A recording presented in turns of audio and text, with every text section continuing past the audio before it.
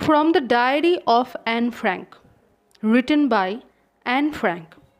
At first, I want to make something clear that I am not going to explain the whole diary. This is only a portion of it which is available as CBSE syllabus. From the title of our chapter, we can get two questions. First, what is called diary writing? And second, who is Anne Frank? First answer of my first question is diary writing is a human habit nurtured by basically the elder persons. They write down everything from daily life to a diary. Diary writing is a very good habit for mental health and it is vividly prescribed by doctors to keep one's mind fresh. Now we will go to Anne Frank. Anne Frank was not a famous literator, nor she was a famous poet. She was a very common little Jewish girl. Anneliese Mary Frank was a German-born Jewish girl. She got a diary as her birthday present. As she was a very introvert girl, she embraced the gift and started diary writing. It was a time between 1939 to 1945.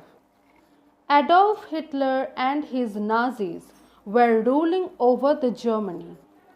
They started an anti-Jewish campaign where rich to poor, every Jew had to experience Nazi Holocaust. About 6 million Jews in total have been systematically murdered into that Holocaust period. In the July 1942, Anne Frank and her family started hiding from German Nazis. But sadly, on the 2nd August 1944, they were caught by Gestapo. The life of almost entire Frank family becomes ended into concentration camps. Only Otto Frank survived, Anne Frank's father.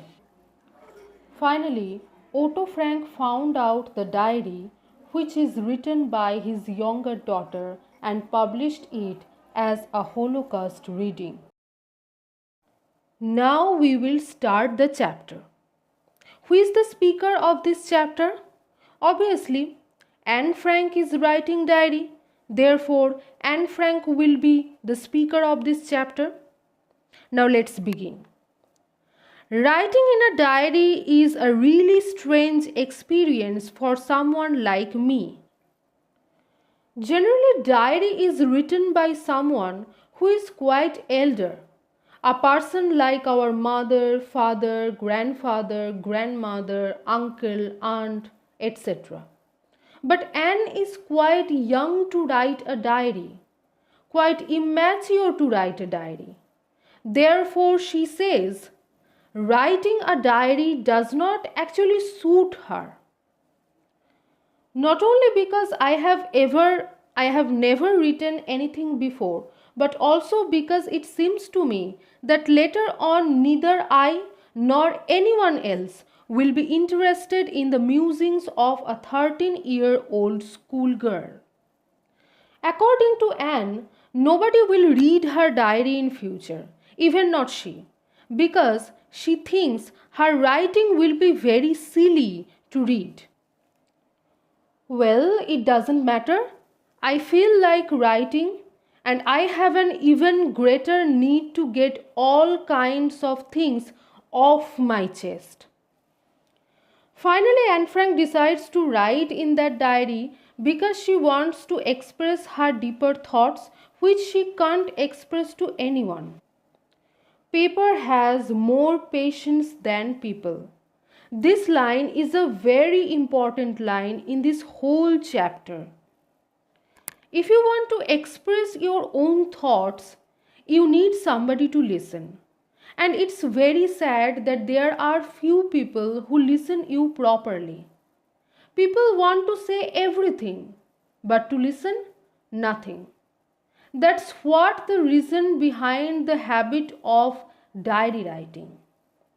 If you express everything to a paper, it will not give you any interruption and you will feel peace. That's why diary writing is very good for mental health. I thought of this saying on one of those days when I was feeling a little depressed and was sitting at home with my chin in my hands, bored and listless, wondering whether to stay in or go out. One day I was feeling sad and I have nothing to do. Then this thought came into my mind. After that, I bring out my diary from my cupboard and I started writing. I finally stayed where I was brooding. Yes, paper does have more patience. And since I am not planning to let anyone else read this stiff-backed notebook, grandly referred to as a diary, unless I should ever find a real friend, it probably won't make a bit of difference. So Anne Frank is feeling very pleasant after writing for a while, and she decides to continue this habit unless she should ever find a real friend. And she will continue this writing and she will never show her diary to anybody. Now I am back to the point that prompted me to keep a diary in the first place. I don't have a friend. So clearly what Anne wants to say is that she is writing diary because she has no friend. Let me put it more clearly. Since no one will believe that a 13-year-old girl is completely alone in the world, and I am not. It does not mean that I have no friends. I have friends, but I have no such kind of friends whom I can say my deep personal thoughts. I have loving parents and a 16-year-old sister, and there are about 30 people I can call friends. I have a family, loving aunts, and a good home. No, on the surface, I seem to have everything except my one true friend. I have a lovely surroundings, lovely family, lovely friends, but I have no true friends actually. All I think about when I am with friends is having a good time. I can't bring myself to talk about anything but ordinary everyday things. I talk with friends about ordinary issues, but they were nobody whom I can express my personal feelings. We don't seem to be able to get any closer, and that's the problem. The problem is that they are my normal ordinary friends, not my close friends, so I cannot share my deep thoughts with them. Maybe it's my fault that we don't confide each other. In any case, that's just how things are, and unfortunately they are not liable to change. This is why I have started the diary. Maybe the fault is within me. I cannot be close with them. Now this is my condition. However, I cannot change things. So I have started my diary. To enhance the image of this long awaited friend in my imagination, I don't want to jot down the facts in this diary the way most people would do. But I want the diary to be my friend, and I am going to call this friend Kitty. I don't want to use this diary as most elder people would do. I am making this diary my friend and I will call it Kitty.